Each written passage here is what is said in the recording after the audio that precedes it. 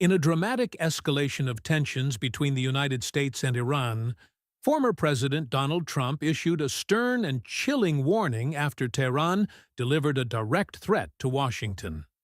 Trump, currently a leading contender for the 2024 Republican presidential nomination, declared that the U.S. must be prepared to unleash the full weight of its military might if provoked, signaling a readiness to enter war under specific conditions. The latest friction began when Iranian officials publicly vowed retaliation for what they described as continued American aggression and interference in Middle Eastern affairs. Although details of Iran's direct threat were not fully disclosed, it reportedly involved both military and cyber operations targeting American interests in the region and potentially on U.S. soil. The remarks from Iranian leadership were interpreted in Washington as a significant and bold escalation, one that could not go unanswered. Trump, speaking at a rally in Florida and later in a Fox News interview, responded with unambiguous force. "The United States is not a country that backs down," he said. "If Iran thinks they can intimidate us or threaten American lives, they are gravely mistaken. Our military is stronger, faster, and more capable than ever before. We are ready, and we will strike with power like the world has never seen." His comments sent ripples through both domestic and international political circles. Trump emphasized that while he does not seek conflict, the U.S. must not show weakness in the face of hostile foreign powers. "Peace through strength was my policy, and it worked," he said. "But if they force our hand, we will unleash America's might."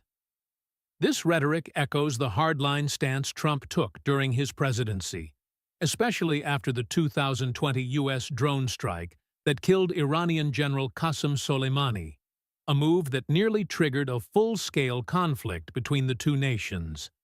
Many analysts believe that Trump's statement is both a warning and a campaign strategy to portray himself as the only candidate strong enough to handle global threats. The Biden administration, while currently pursuing diplomatic channels, has remained cautiously silent in response to Trump's remarks, focusing instead on de-escalation and working with allies in the region. National Security Advisor Jake Sullivan stated, "We are aware of the Iranian rhetoric and are prepared for any eventuality, but our priority remains diplomacy and stability." Iran, for its part, has doubled down. A spokesman for the Islamic Revolutionary Guard Corps, IRGC, warned that any American action will be met with overwhelming resistance and destruction. He further accused the U.S. of spreading chaos in Syria, Iraq, and the Persian Gulf. International reaction has been mixed. European allies urged restraint, while Israel openly supported a tougher stance. Israeli Defense Minister Yoav Gallant remarked, "Iran is a threat not just to the U.S. or Israel, but to global peace. A strong American response would be justified if Tehran takes any direct action." Defense experts are divided on the likelihood of war. Some see the exchange as saber-rattling in an already volatile region, while others warn that the rhetoric could spiral out of control. Retired General Jack Keane told Fox News, "Iran is testing American resolve. If they miscalculate, it could trigger a military confrontation that neither side truly wants, but might find themselves locked into." Markets have already shown signs of nervousness.